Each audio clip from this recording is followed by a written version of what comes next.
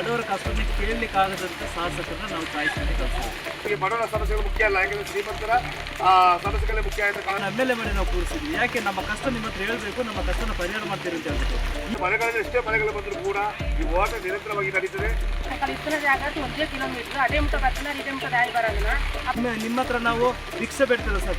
ಚಿಕ್ಕ ಸ್ಕೂಲ್ಗಳು ಬೇಕೆಂಬ ನಿಟ್ಟಿನಲ್ಲಿ ನೀವು ಹೋರಾಟಕ್ಕೆ ಭಾಗಿಯಾಗಿರುವಂಥ ಹಾಯ್ ಹಲೋ ಅಟ್ ನ್ಯೂಸ್ ಕನ್ನಡಕ್ಕೆ ಸ್ವಾಗತ. ಅಟ್ ನ್ಯೂಸ್ ಕನ್ನಡ ಇದು ಗಟ್ಟಿತನದ ದಿಟ್ಟ ಸುದ್ದಿ.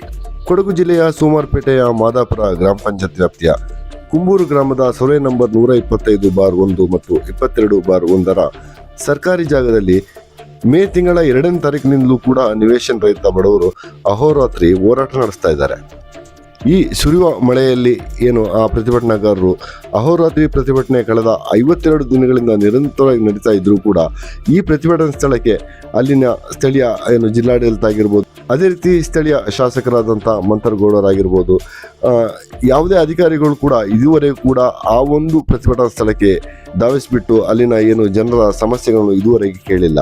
ಆ ಒಂದು ಕಾರಣದಿಂದ ಅಲ್ಲಿನ ನಿವೇಶನ ರೈತರು ಆಕ್ರೋಶಗೊಂಡ್ಬಿಟ್ಟು ಇದೇ ತಿಂಗಳ 25ನೇ ತಾರೀಕಿನಂದು ಶಾಸಕರಾದ ಮಂಥರ್ಗೌಡರ ವಿರುದ್ಧ, ಅದೇ ರೀತಿ ಜಿಲ್ಲಾಡಳಿತದ ಈ ಒಂದು ಏನು ಕ್ರಮದ ವಿರುದ್ಧ ಮಂಥರ್ಗೌಡರವರ ಖಾಸಗಿ ನಿವೇಶನಕ್ಕೆ ಒಂದು ಜಾಥಾ ನಡೆಸಿಬಿಟ್ಟು ಶಾಸಕರ ಮನೆ ಮುಂದೆ ಪ್ರತಿಭಟನೆ ನಡೆಸುವಂಥ ಒಂದು ತೀರ್ಮಾನಕ್ಕೆ ಅಲ್ಲಿನ ಹೋರಾಟಗಾರರು ಸಜ್ಜಾಗಿ ನಿಂತಿದ್ದಾರೆ. ಇದು ಕೇವಲ ಒಂದು ಏನು ಗುರುಗಂದೂರು ಗ್ರಾಮ ಪಂಚಾಯತ್ ವ್ಯಾಪ್ತಿಯ ಏನು ಆ ಒಂದು ಪ್ರತಿಭಟನೆಗಾರರ ಸಮಸ್ಯೆ ಅಲ್ಲ. ಕೊಡಗು ಜಿಲ್ಲಾದ್ಯಂತ ಕನಿಷ್ಠ 3 ರಿಂದ 4 ಸ್ಥಳಗಳಲ್ಲಿ ಈ ಒಂದು ಪ್ರತಿಭಟನೆ ನಡೀತಾ ಇದೆ. ಈ ಒಟ್ಟಾರೆ ಈ ಪ್ರತಿಭಟನೆಯಲ್ಲಿ 5,000ಕ್ಕೂ ಹೆಚ್ಚು ಜನ ಏನು ನಿವೇಶನ ರೈತರು ಭಾಗವಹಿಸಿದ್ದಾರೆ. ಆದರೂ ಕೂಡ ಅಲ್ಲಿನ ಏನು ದಪ್ಪ ಚರ್ಮದ ಅಧಿಕಾರಿಗಳಾಗಿರ್ಬೋದು, ಅದೇ ರೀತಿ ಶಾಸಕರಾಗಿರ್ಬೋದು, ಇದುವರೆಗೂ ಕೂಡ ಅಲ್ಲಿ ಭೇಟಿ ಕೊಡದೆ ಅವರ ಸಮಸ್ಯೆಯನ್ನು ಆಲಿಸದೇ ಇರುವಂಥದ್ದು ಅಲ್ಲಿ ಹೋರಾಟಗಾರರ ಆಕ್ರೋಶ ಕಾರಣವಾಗಿರೋದ್ರಿಂದ ಖಂಡಿತವಾಗ್ಲೂ ಅವರು ಈ ಒಂದು ಪ್ರತಿಭಟನೆ ಏನು ಅವರ ಮಂಥರ್ಗೌಡರವರ ಮನೆ ಮುಂದೆ ನಡೆಸಕ್ಕೆ ತೀರ್ಮಾನ ಮಾಡಿದ್ದಾರೆ. ಖಂಡಿತವಾಗ್ಲೂ ಅದು ಉತ್ತಮವಾದಂಥ ನಿರ್ಧಾರ ಆಗಿರುತ್ತದೆ. ಈಗಲಾದರೂ ಆ ಶಾಸಕರು ಅಲ್ಲಿಗೆ ಬರೋಕ್ಕೆ ಸಮಯ ಇಲ್ಲ ಅವರಿಗೆ. ಅಕ್ಕಪಕ್ಕದ ಊರುಗಳಲ್ಲಿ ಸಭೆ ಸಮಾರಂಭಗಳಲ್ಲಿ ಭಾಗಿಯಾಗ್ತಾ ಇದ್ದಾರೆ. ಅದೇ ರೀತಿ ಕ್ರೀಡಾಕೂಟಗಳಲ್ಲೂ ಕೂಡ ನಿರಂತರವಾಗಿ ಭಾಗಿಯಾಗ್ತಿರುವಾಗ ಇವರಿಗೆ ಆ ಪ್ರತಿಭಟನಾ ಸ್ಥಳಕ್ಕೆ ಬರೋಕ್ಕೆ ಸಮಯ ಇಲ್ಲ ಅಂತ ಹೇಳಿದ್ರೆ ಪ್ರತಿಭಟನೆಗಾರರೇ ಅವ್ರ ಮನೆ ಮುಂದೆ ಹೋಗ್ತಾ ಇದ್ದಾರೆ.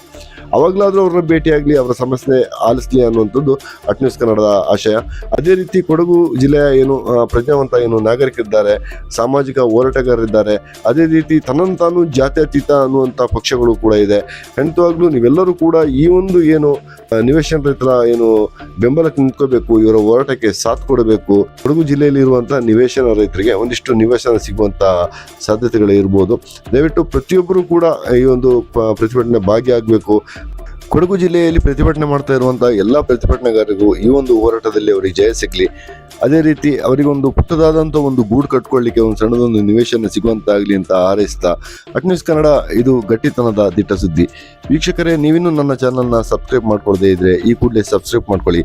ಅದೇ ರೀತಿ ನಮ್ಮ ಚಾನಲ್ನಲ್ಲಿ ಮೂಡಿಬರುವಂಥ ಎಲ್ಲ ಜನಪರ ಕಾರ್ಯಕ್ರಮವನ್ನು ವೀಕ್ಷಿಸಿ, ಅದೇ ರೀತಿ ಶೇರ್ ಮಾಡಿ. ಧನ್ಯವಾದಗಳು.